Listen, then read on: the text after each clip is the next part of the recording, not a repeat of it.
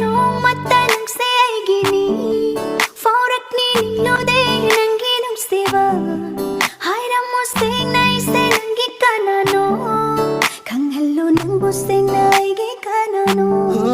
Leple ay punsi sing nang tagi na Laining le thawai su nangi nanakta Lai hodre kari su ay gini haiba Laire nang tabu toy na sonduna